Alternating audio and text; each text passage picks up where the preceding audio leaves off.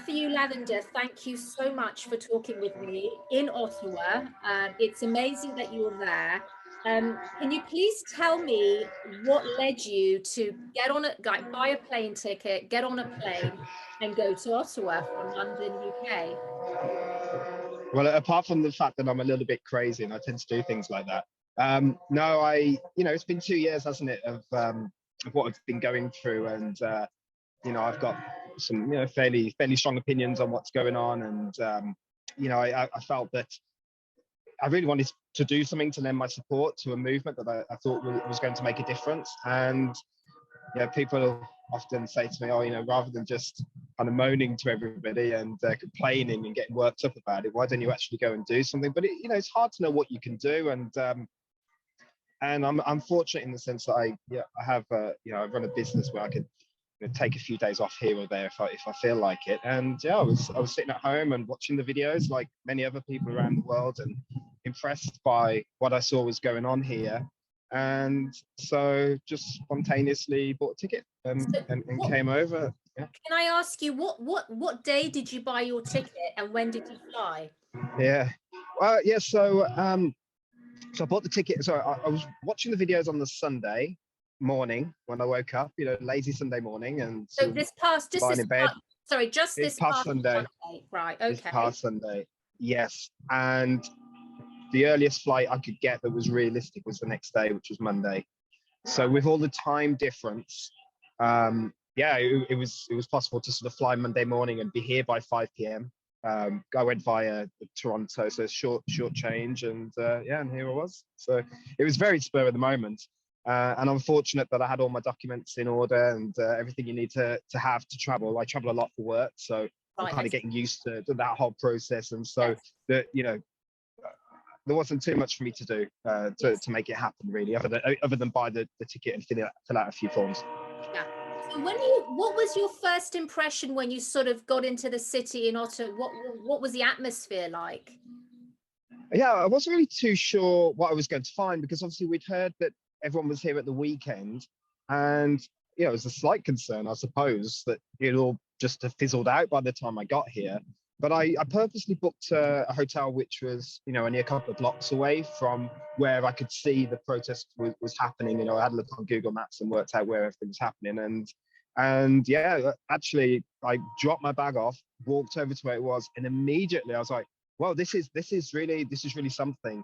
Lots of people still about, great atmosphere, just a really good feeling. And I suppose it was at that point I was like, "Yeah, I made the right decision doing that."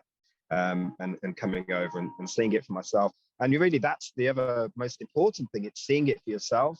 So hard to know the truth nowadays, I find. Yeah. And sorry, yes. I wanted to ask you, because a lot of the sort of mainstream media are attacking the convoy, saying they're sort of, extremists, right-wing extremists, Nazi, waving Nazi flags. I read.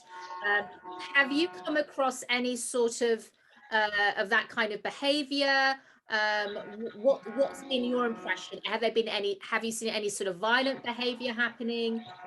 Could you share with me, please?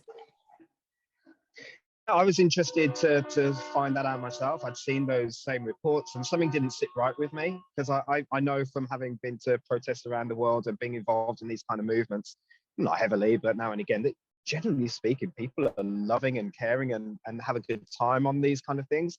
But I hadn't seen those reports, so I wanted to look. And in answer to your question, nothing, not a thing. I've not seen one bit of violence. I've not seen any of those people. I don't even like to say the name, because it's just, even saying the name, it just kind of almost seems to legitimize it. There's nothing, absolutely no one with any bad feeling, no violence. Police have been fantastic. They've just stood back and let people express themselves. And so yes, simple answer is not a thing.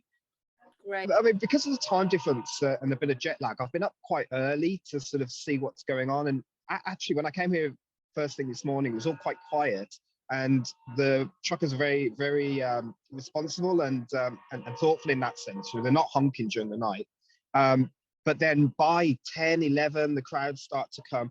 And during the day, there's a lot of speakers. So they have a stage, and they've got people up on stage talking from all sorts of different backgrounds on different on different subjects.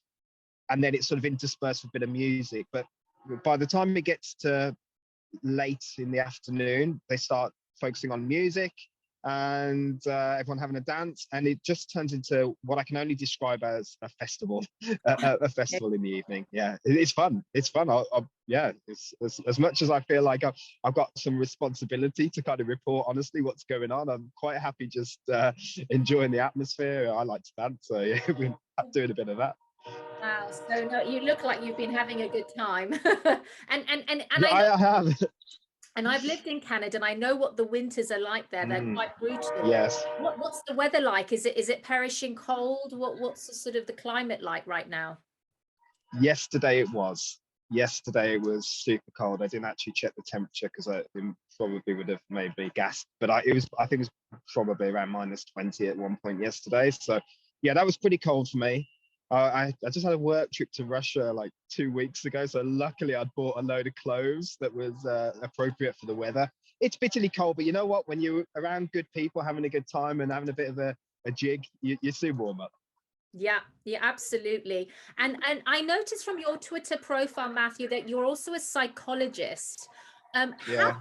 would you be able to apply your sort of knowledge of psychology to what is going on in Ottawa right now? How would you describe the psychology of the actual protest, of the Well, protesters? it's a growing movement, isn't it? And it's interesting that Trudeau described it as a fringe minority because that's what he's scared about, if you ask me personally. If you look at all the great movements in the past, they've started off small but got bigger. And there tends to be a tipping point, a turning point where suddenly it just starts to snowball. There's technical terms that I won't go into, but I think that's what we're seeing here.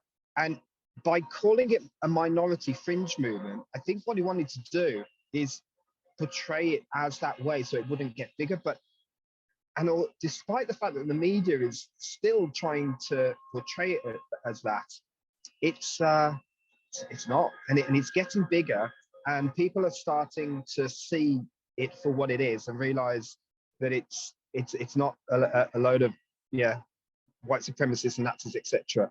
Yeah. And so I think we're going to get to a point where it could really be momentous in terms of the possibility for change. How do you see it unfolding? Do you see Trudeau resigning? Do you see the mandates being dropped? Do you see any change that will come from this? Well, it's as you say, it's difficult, isn't it, to look into the future. I think we've seen in the past that when enough people are saying the same thing, then politicians do back down because ultimately they say what they think is the right thing to say to stay in power mostly, don't they? They're looking after themselves and their own best interests. And when the tide turns and it's no longer in their best interest to keep supporting a narrative that is obviously failing, then they U-turn. And it's up to the people to make it clear what the right thing to do is. He won't do it out of the goodness of his heart. He'll do it, I think, in the end, because he has to, because there's just too much support behind it.